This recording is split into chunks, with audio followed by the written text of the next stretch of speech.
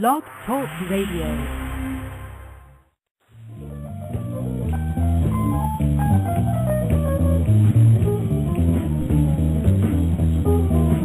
Welcome to the Arts Reporter, an online magazine reporting on music and arts projects in Miami, Florida, and around the country. This is your host, Joan Cartwright. Sit back and relax. Why jazz? What made you want to have a jazz club? Well, you know, at age 44, not a lot of options for folks my age to go out and enjoy themselves after dinner. And, you know, we're caught between that age, and you're too old to be around the young people and too young to be around, you know, the next generation up. So I thought to myself, we have this beautiful restaurant.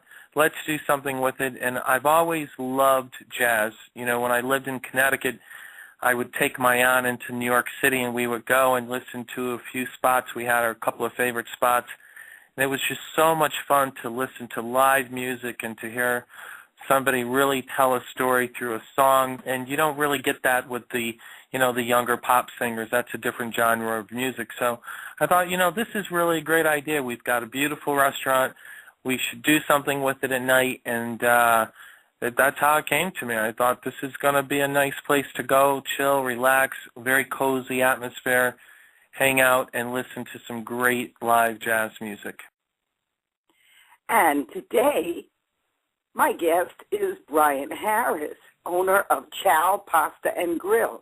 Brian, give us the address, the telephone number, and the website for your restaurant.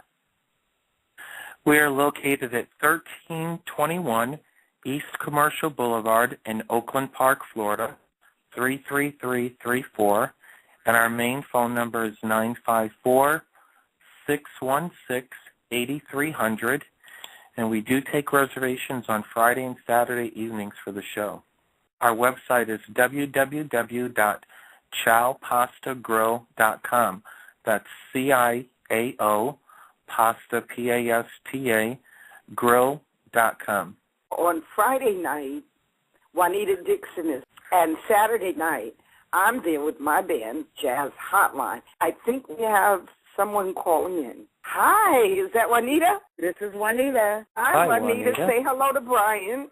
Hi, Brian. Hi, Juanita. How are you? I'm very well, thank you. How are you? I'm blessed. That's great. Fun. What do you see for the jazz scene in Greater Fort Lauderdale area in the next year or so? How do you feel about it? Well, I feel that there could be a great possibility for the music change from the everyday music, what they're playing now, back to the old standards, the old jazz tunes. Let's take it back to romance. People used to date and go out and dance together and get married, and they proposed on these type of tunes, like Sarah Vaughan's and the Ella Fitzgeralds and the big bands, and just go out and enjoy music. Right, instead of the bang, bang, bang, bang music that is deafening our whole generation of young people. So unfortunate, but a lot of young people, they don't even know who those singers are anymore. They have no idea what great music that they're missing out on listening to. That's right. They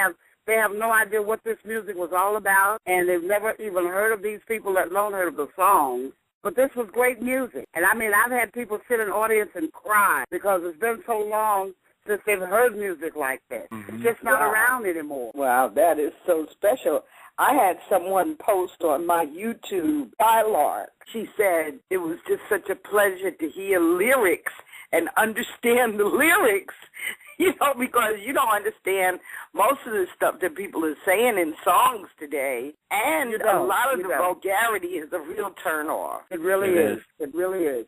Really See, when they recorded music years ago, you had to be a lyricist. You had to pronounce your words when you were singing. Everybody could understand what you were saying. And these words meant a whole lot. Gershwin, they wrote real music, and it touched the heart. It's something that people remember for the rest of their lives. Exactly. The music of Ellington and Joe Bean and Count Basie, Johnny Mercer, Rodgers and Hart, Cole Porter. These composers are eternal. And American music is the mainstay around the world. If you go to China, South America, no matter where you go, people are singing Misty, All of Me, and Satin Doll. They're singing these songs. These words were written from the heart. They don't write music from the heart anymore. And they mean a whole lot to people, even today. The couples that have been married 30 and 40 and 50 years, it means a whole lot to them. And these young people need to get into this type of music. It stems from the heart.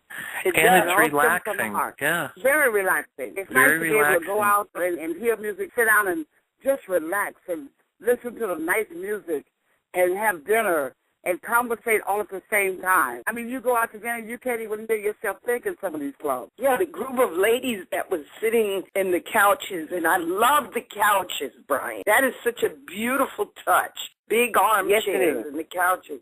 But those ladies sitting there, they said, I overheard them say, you go to other clubs and we can't even talk like this. We really appreciate you, Brian. Really? Well, and it goes both ways. You know, it's wonderful to have the couches and the fact that somebody can listen and sit and intently listen to somebody sing, or to be with their friends and socialize, and just there's no rush. I'm not rushing anybody out of there. You want to come in, you stay as long as you want. Relax. It's not loud. It's a very cozy place, and I think that that's something that people really, it's really going to take off, and people are already enjoying. I'm getting a lot of positive feedback. It's inviting people into our home. So, and that's what I think so many of these clubs miss. They're looking about making $1.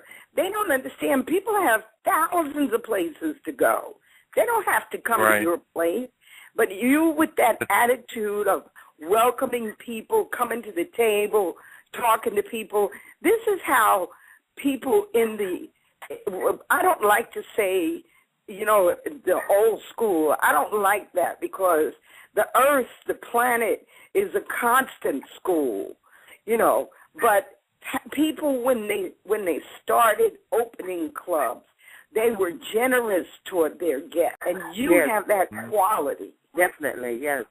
Well, thank you for that. You know, I spent 15 years in corporate America and banking, and customer service has been drilled into me to the point, you know, we have a mission statement and a vision statement that's posted on our wall when you walk into Ciao, Pasta and Grow. And I really mean it. And everything that's on there, it's really for us to strive and to get better each day, and to make sure that our guests leave happy and that they feel comfortable there. It's not about us. It's about providing a place for people to go and enjoy the music, listen to the music, not that it's so loud that you can't even hear the music, but to go and enjoy and have a nice time with your friends and family. And so, Juanita, who are your musicians? My musicians are Richard Caruso and Kevin Camfield. My musicians are Paul Banman on keys and Anthony Turner on bass. Now, Anthony is new to me.